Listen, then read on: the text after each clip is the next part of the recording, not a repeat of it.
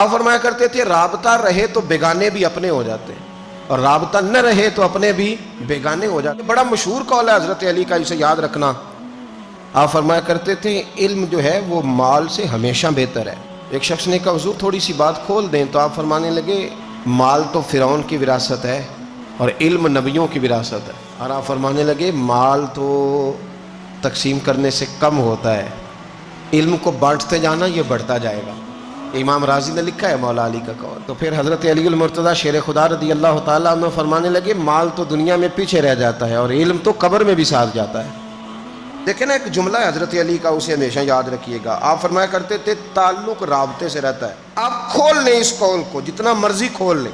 فرمایا کرتے تھے رابطہ رہے تو بیگانے بھی اپنے ہو جاتے ہیں، اور رابطہ نہ رہے تو اپنے بھی بیگانے ہو جاتے ہیں۔ دیکھیں نا، بہت سارے لوگوں کی دوستیاں لگتی ہیں، وہ اتنی گہری ہوتی ہیں کہ رشتہ داریوں میں بدل جاتی ہیں، لیکن بہت سارے رشتہ دار ہیں آپ ملنا چھوڑ دیں ان سے تو گیا نا تعلق۔ فرماتے تھے تعلق قائم رہتا ہے رابطے سے، رابطہ رکھو گے تو تعلق رہے گا، ورنہ گہرے رشتے بھی۔ یہ میرے پاس جو کتاب میرے ہاتھ میں ہے نا، یہ مصنف ابن ابی شیبہ ہے، یہ امام بخاری کے استاد کی کتاب ہے۔ انہوں نے حضرت علی کے کچھ قول لکھے ہیں۔ صاحب مصنف ابن شیبہ نے قول لکھا ہے، حضرت علی المرتضیٰ شیر خدا رضی اللہ تعالیٰ عنہ اپنے بچوں کو اور اپنے دوستوں کو چند باتیں بتایا کرتے تھے، چند باتیں بتایا کرتے تھے، ان کی نصیحت کرتے تھے۔ میرا دل کرتا ہے بڑی آنکھیں کھول کے، دل کھول کے یہ باتیں سنیں۔ یہ اس شخص کی باتیں ہیں جنہیں میرے نبی نے کہا ہے کہ یہ حکمت کے شہر کا دروازہ ہے، آؤ ذرا اس دروازے کے قریب جائے۔ حضرت علی شیر خدا فرماتے تھے مجھے دو باتوں کا خوف ہے تم پر۔ اپنے دوستوں کو کہتے تھے جو ان سے پیار کر، اور یہ بھی یاد رکھیں مولا علی کی محبت ایمان ہے اور علی کا بغض نفاق ہے۔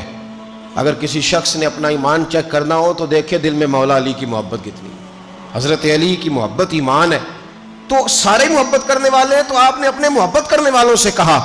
حضرت علی فرمانے لگے مجھے دو باتوں کا خوف ہے، ایک مجھے اس بات کا خوف ہے کہ تم امیدیں لمبی باندھو گے، اور دوسرا مجھے اس بات کا خوف ہے کہ تم خواہشات زیادہ کرو گے۔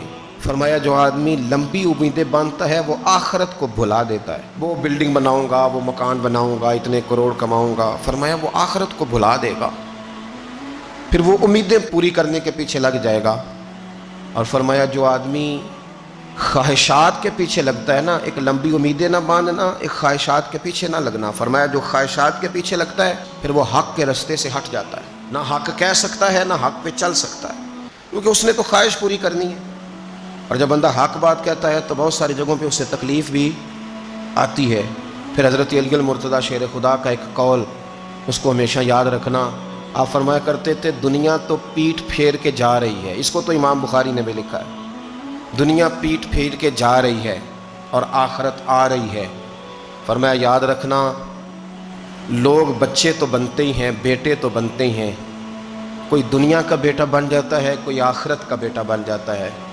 فرمایا مجھ سے پیار کرنے والوں دنیا کے بیٹے نہ بننا، آخرت کے بیٹے بننا۔ اور حضرت علی المرتضیٰ فرمانے لگے یاد رکھو آج عمل ہے حساب نہیں، لیکن قیامت میں صرف حساب ہوگا، عمل نہیں ہوگا۔